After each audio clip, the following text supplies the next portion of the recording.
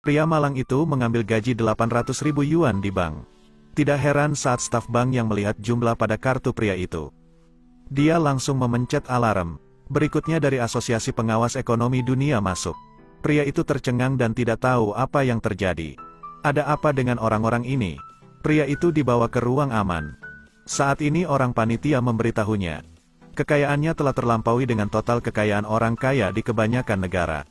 Penarikan pria itu tadi, sedikit telah menciptakan risiko untuk dunia. Pria itu menamparkan wajahnya. Di kartu saya cuman ada beberapa puluh ribu yuan saja. Berdasarkan harga tahun ini, villa di pantai hanya 10 yuan saja. Sekarang aset milikmu bisa mudah membeli Hawaii. Ketika pria itu mendengarnya, dia sangat terkejut. Dia benar-benar datang ke dunia devaluasi mata uang. Ternyata 1 hari yang lalu, anak petani itu melihat pria tua menggunakan kursi roda ingin menyeberang jalan. Tak lama kemudian pria tua itu tertabrak mobil dan terlempar 10 meter dari kursi rodanya. Tapi pengemudi itu hanya meludahi pria tua itu, sekaligus memarahi dengan kalimat yang buruk. Anak laki-laki itu melihat adegan ini. Dia cepat membantu pria tua itu. Tanpa diduga, lelaki tua itu menyalahkan anak itu. Kata anak laki-laki itu, aku bahkan tidak punya mobil. Tapi lelaki tua itu tetap menyalahkannya. Lalu dia mengambil beberapa ratus yuan di dompetnya. Melihat itu pria tua langsung berdiri. Anak laki-laki tercengang saat melihat pria tua itu berdiri. Ternyata identitas sebenarnya lelaki tua itu adalah seorang dewa. Hari ini dia telah menipu 99.999 orang. Tapi hanya anak laki-laki ini yang membantunya. Karena dewa itu akan memberinya hadiah besar. Dewa melakukan mantra, uang di dunia telah menurun jutaan kali lipat. Harga asli satu rumah hanya 1 juta yuan. iPad hanya 6 koin saja. Tapi bocah itu tidak menikmatinya. Pendapatan rata-rata kota adalah 8 dolar. Orang-orang dari bank takut telah merangsang perekonomian dunia. Anak laki-laki yang menghabiskan uang tanpa pandang bulu akan menjadi risiko. Jadi mereka mengirim seorang sekretaris cantik, mengkhususkan menjadi manajemen properti untuk Anda. Bocah itu melihat dirinya sendiri telah menjadi orang terkaya di dunia. Jadi dia ingin pergi ke toko mobil untuk membeli Rolls Royce yang dia suka. Halo, aku di depan toko mobil. Kakak Lem telah menggunakan sidik jarinya untuk pembayaran. Anda tinggal print sidik jari itu sudah dibayar. Pria itu baru saja masuk toko mobil. Kemudian dia melihat staf di situ adalah teman sekelasnya. Saat mereka sedang berbicara, mantan pacarnya masuk bersama pacar barunya. Dengan sombong memanggil keamanan untuk mengusir pria itu. Anak laki-laki ini hanya petani. Dia tidak layak di sini. Anak laki-laki itu berkata dia akan membeli mobil. Berikutnya dia diejek oleh mantan pacarnya. Apakah orang kaya yang memberinya uang 1 dolar? Dia meminta pria itu untuk pergi ke toko sebelah untuk membeli sepeda. Lepaskan. Sekarang saya kesini akan membeli mobil. Siapa yang mau beli mobil? Pada saat itu manajer toko mobil masuk. Manajer melihat putra kaya itu, dia langsung tersenyum.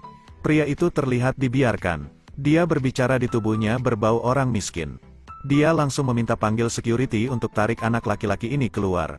Teman sekelas lamanya melihat itu dan segera menghentikan perbuatan manajernya. Dia mengatakan pria itu adalah teman saya. Dia datang untuk membeli mobil. Tiba-tiba manajer memanggil keamanan.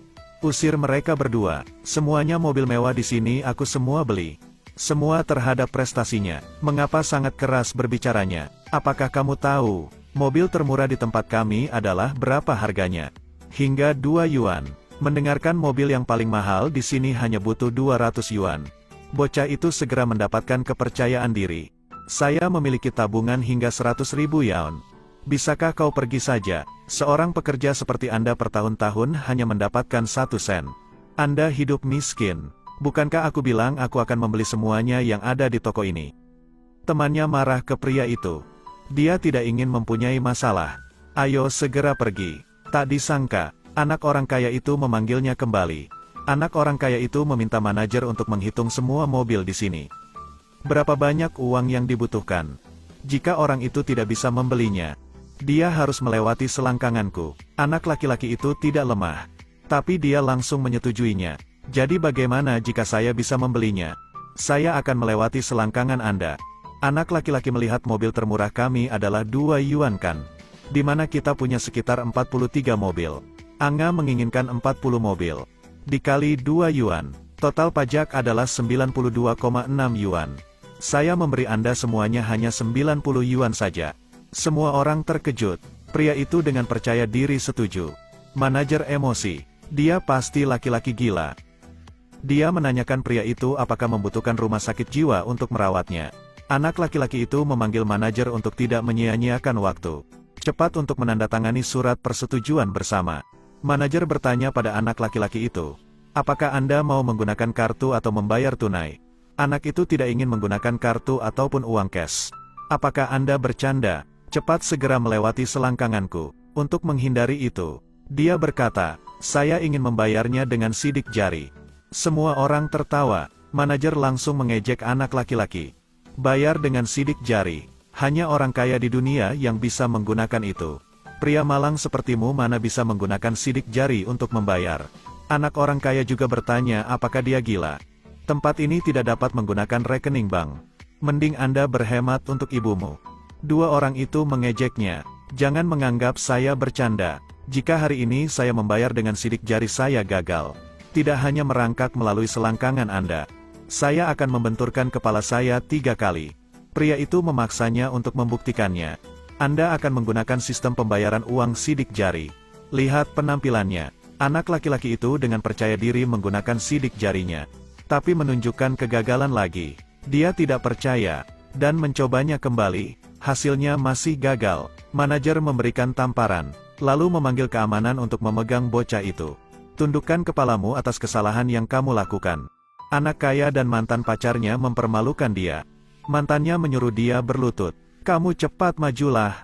Saya akan menghancurkan kepalamu melalui selangkangan saya. Lepaskan tanganmu. Saat ini pemilik toko mobil muncul untuk menghentikan mereka.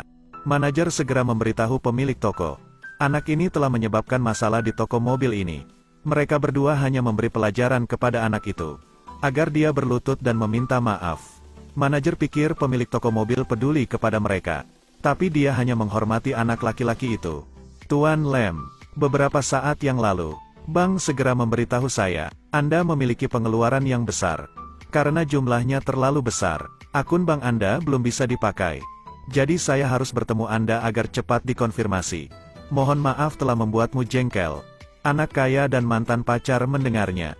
Mereka langsung ragu. Mereka bahkan tidak bisa mempercayai orang miskin ini punya uang. Pemilik toko mobil juga buru-buru meminta manajer untuk meminta maaf kepada Tuan Lem. Jika Anda kehilangan pelanggan ini, 10 pria sepertimu juga tidak bisa membayar. Manajer langsung meminta maaf kepada Lem. Anak laki-laki itu tidak menerima apa yang dilakukan oleh orang-orang ini. Saya bisa membeli semua mobil di sini.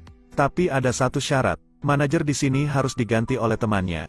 Pemilik toko mobil langsung setuju. Kemudian Lem berbicara dengan anak orang kaya itu. Apakah itu taruhan sebelumnya? Kita harus melakukannya atau tidak? Anak orang kaya itu sangat malu dan sangat marah. Jadi mari kita mulai bermain game. Aku bos kecil dari grup The How. Memiliki aset beberapa puluh yuan. Anak laki-laki itu melihat orang kaya itu. Dia juga tidak banyak kata. Dia langsung menelpon asistennya. Halo, siapkan uang saya. Buat apa? Saya ingin membeli The How Group. Anda mungkin perlu waktu mempersiapkannya. Apakah 1 bulan cukup? 3 menit saja cukup. Oke, tunggu dia. Anak kaya melihatnya pandai bercanda seperti itu.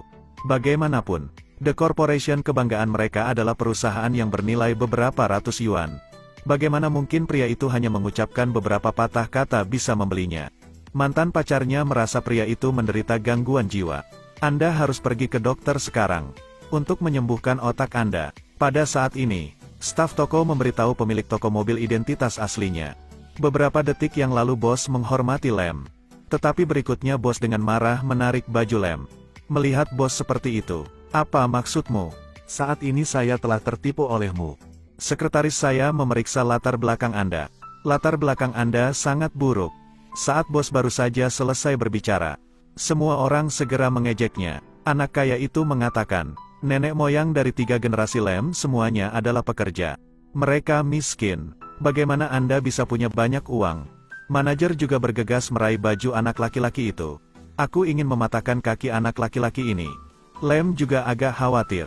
Buru-buru memberitahu semua orang, uang saya akan ditransfer. Dia menyuruh mereka menunggu. Cepat, apakah ada yang menunggu? Anda memiliki nasib yang malang. Tuan Li, Mereka adalah sekelompok penjahat. Saya yakin keduanya bekerja sama untuk mencuri uang perusahaan kita. Teman Lem yang emosi lalu memarahinya. Sampai sekarang Anda masih berani berbicara. Pasti orang ini tidak menerimanya. Saya akan menelanjangi kalian berdua. Dan mematahkan kedua kaki kalian. Lalu dibuang ke jalan. Siapa yang berani datang ke sini? Lem, sekarang apa yang harus kita lakukan sekarang? Tidak masalah. Jangan khawatir. Bagaimana yang kamu telpon tadi? Sekarang tidak ada yang bisa membantu Anda. Tidak ada yang berani yang melawan Kaisar Hao. Lepaskan dia. Apakah kamu tahu siapa dia? Dia datang ke sini membuat kekacauan. Melihat itu Lem akan memberi pelajaran pada orang-orang ini. Dia akan menemukan wajahnya lagi. Cerita pun berakhir. Tetap ikuti Edelweiss Review untuk mendapatkan update cuplikan film berikutnya.